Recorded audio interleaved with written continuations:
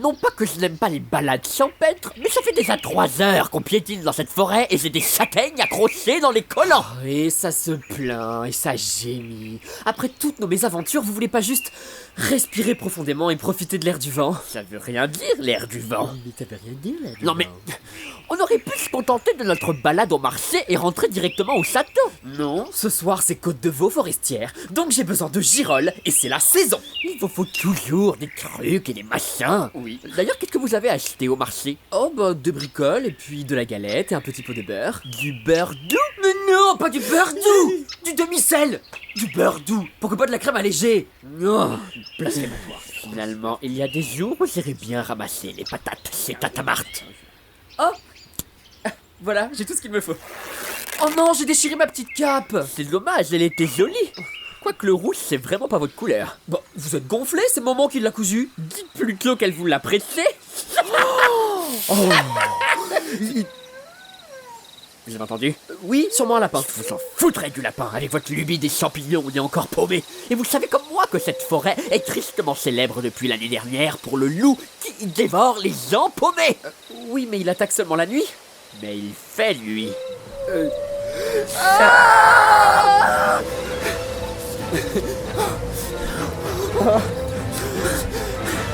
Je vous assure que les girolles en valaient la peine. Fermez-la!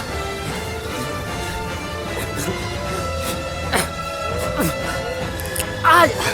Mais enlevez votre chaperon rouge, vous nous ralentissez! C'est une cape. C'est le moment d'être susceptible. C'est bizarre, j'entends les loups mais je les vois pas. Là, regardez, un petit château. On y va.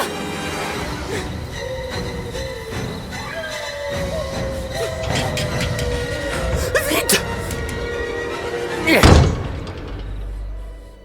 La prochaine fois, vous vous les ferez livrer, vos champignons. Ah bah, je plains d'avance le mec qui devra monter jusqu'au château avec sa charrette. Oh, il a l'habitude, va.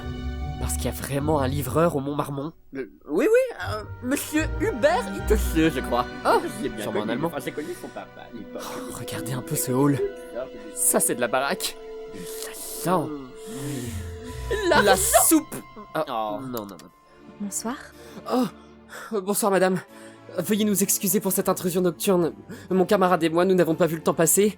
La nuit est tombée et nous nous sommes perdus dans la forêt. Une chance que vous soyez arrivé ici sain et sauf. Cette forêt n'est pas un lieu de promenade, vous savez. J'ai cru comprendre, oui. Et qui ai-je l'honneur d'accueillir sous mon toit? Je suis Léonard, madame, cuisinier ducal. Enchanté, messire Léonard. Et vous, cher monsieur? Je suis Rupert, grand chambellan et conseiller ducal, pour vous servir, délicieuse créature. Enchanté, Rupert. Ah, soyez sage. Y a-t-il fleurs en ces lieux qui soient aussi vénéneuses et accueillantes à la fois? Ne dites pas de bêtises, Rupert. Vous me prenez au dépourvu, regardez-moi, je n'ai même pas arrangé mes cheveux. Mais un cheveu de celle qu'on aime tire plus que 4 bœufs. Vous avez donc lu l'anthologie grecque de Planude? Il y a tant de mots que je voudrais vous lire. Oui, bon d'accord, je pense qu'elle a compris. Messieurs, je doute que vous puissiez retrouver votre chemin avec un tel brouillard. Sans parler du loup dans la forêt. Alors, soyez mes invités pour la nuit. Entrez librement et sans crainte. C'est d'accord. Rupert, nous ne voulons pas déranger et abuser de votre gentillesse, madame. Nous avons conscience qu'il est bien tard. Vous savez, je reçois si peu de visites. Votre présence réchauffera le cœur de cette grande maison. Vous voyez, la dame dit qu'on va réchauffer la maison. Suivez-moi, je vous prie. Je vais vous conduire à vos chambres.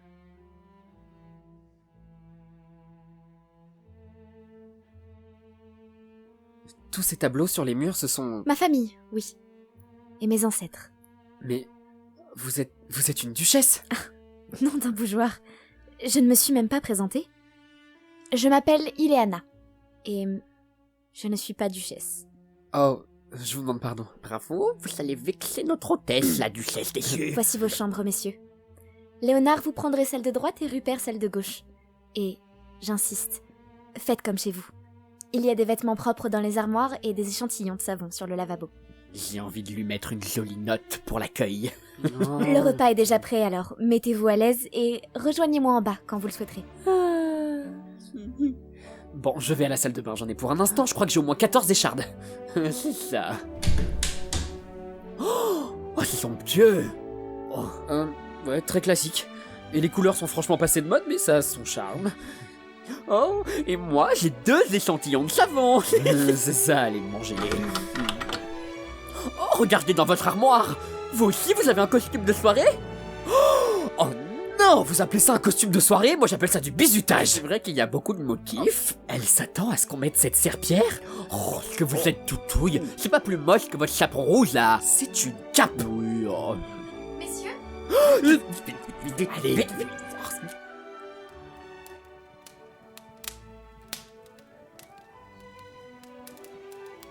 bon appétit. J'espère que le repas vous plaira. Du ragoût et des haricots. Ça devrait aller. Vous n'avez aucun domestique? Ils sont en congé. Allons, régalez-vous. D'accord. C'est un plat typique de mon pays, la Hongrie. Ah, donc vous êtes duchesse de Hongrie? Comme je vous l'ai déjà dit, je ne suis pas duchesse. Et je ne suis d'ailleurs plus rien. Depuis que mon époux, le prince Vlad, eut été fait prisonnier. Et prince de quoi exactement? Léonard, vous savez cette sensation que vous ressentez lorsque votre maman vous demande chaque semaine avec insistance si vos déjections sont d'une couleur rassurante? J'ai la même sensation lorsqu'on m'interroge sur mon mari. Et bon appétit, bien sûr. Excusez-moi si je ne me joins pas à vous. Bonne nuit, messieurs. Bonne nuit. Là, vous l'avez vraiment vexé. Elle nous dit que son mari est un prince. Je voulais juste savoir, il était prince de quoi? Oh, qu'importe. Il est prisonnier on ne sait où, et sa bombasse de femme se retrouve ici, seule, sans domestique, sans amant, sans menu plaisir, si ce n'est les haricots Et blancs. regardez les portraits sur les murs où elle est représentée avec son mari. Il vous dit rien, ce moustachu? C'est vous l'expert en moustache. Ça veut dire quoi, ça? Rien.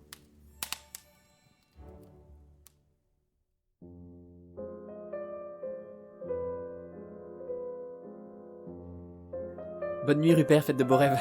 Vous n'allez pas dormir? J'ai pas encore sommeil, je vais aller me balader un peu dans le château. D'accord. Bonne nuit, pas de bêtises.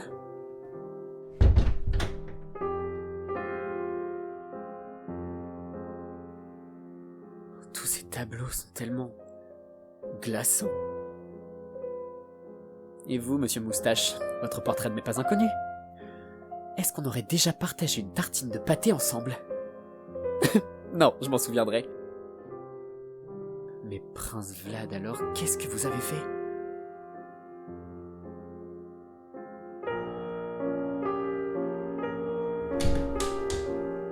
Oh, joli bureau.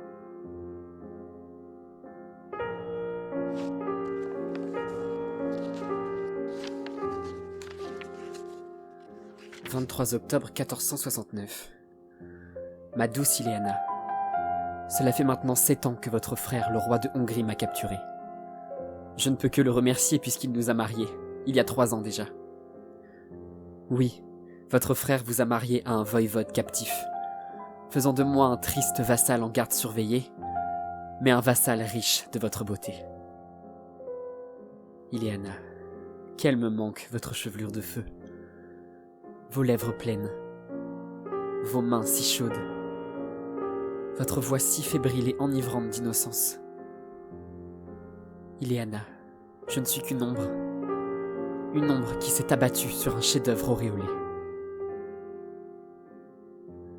J'aurais tant voulu vous accueillir en mon château de Valaki et vous faire découvrir toute la beauté des Carpates.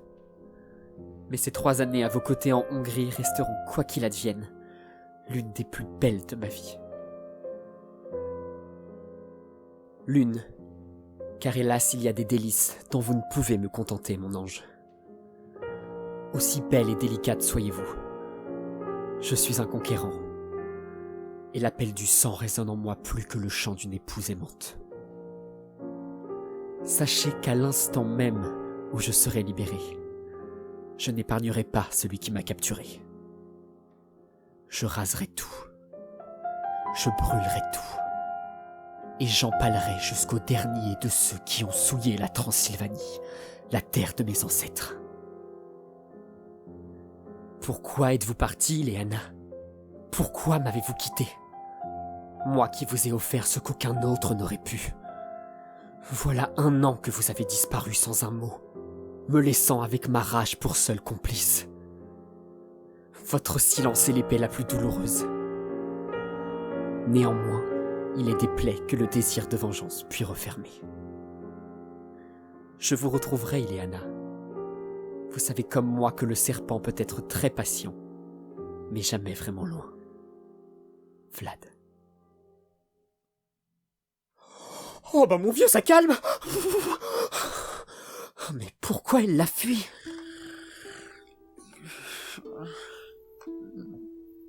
Non, j'avais dit des serviettes pliées en forme de pintade.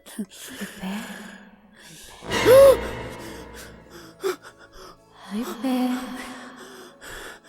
Ileana. Rupert. Je vous ai attendu si longtemps. Laissez-moi quelque chose de ce bonheur que vous apportez. Mais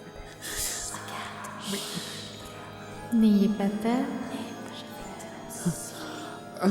ça va un petit peu vite, Ileana. Rupert. Embrassez-moi. Caressez-moi. Vous en mourrez d'envie. Je suis sûr que j'ai déjà vu son portrait quelque part. Acte de mariage. Ileana Ouniyadi et Vlad III, Bassarab, prince de Valaquie. Dit Vlad Tepes. Rupert. Ileana, vous êtes... Oui. Non, ce n'est pas raisonnable, vous êtes mariés. Voyez-vous l'ombre d'un mari, Rupert? Non, non, J'ai pourtant eu tant de mal à m'en défaire de cette ombre. mais vous êtes libre à présent. Il m'a quand même laissé quelque chose. Qu'est-ce que c'est? La soif.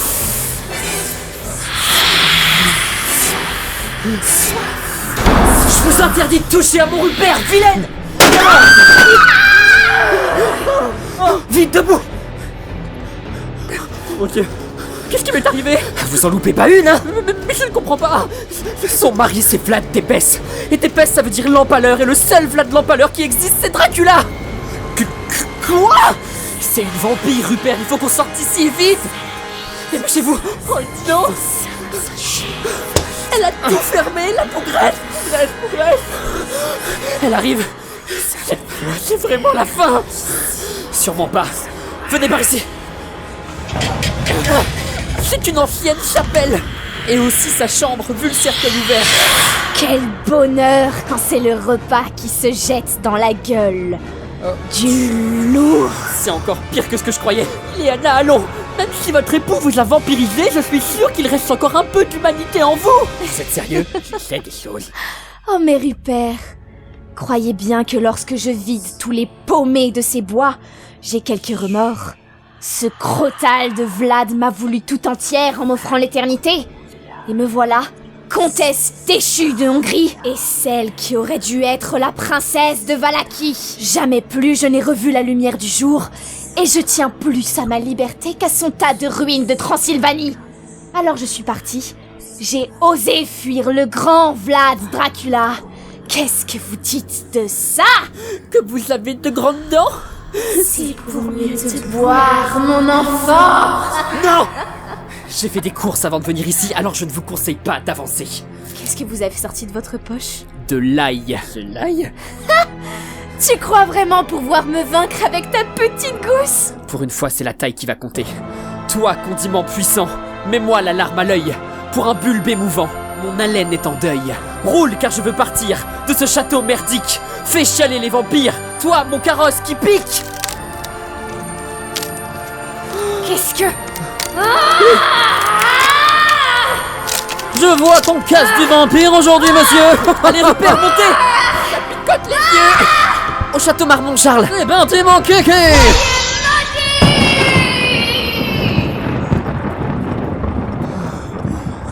C'était carrément horrible. Je vous passerai l'envie de faire la cueillette aux champignons, moi. Oh, en plus, j'ai oublié mon panier là-bas. Nous nous reverrons, Léonard. Et merci pour ce chaperon rouge que vous m'avez laissé. À moi. Il me va.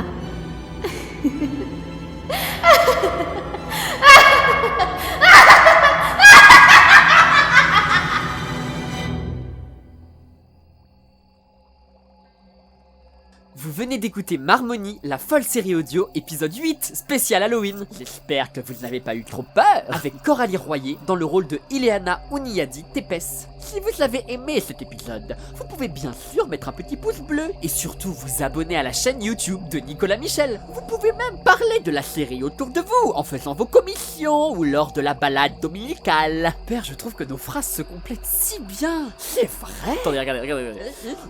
Cette année, je me suis déguisé en boudin blanc. Non, non, pas toujours se comprendre non plus. Bon, Abonne-toi.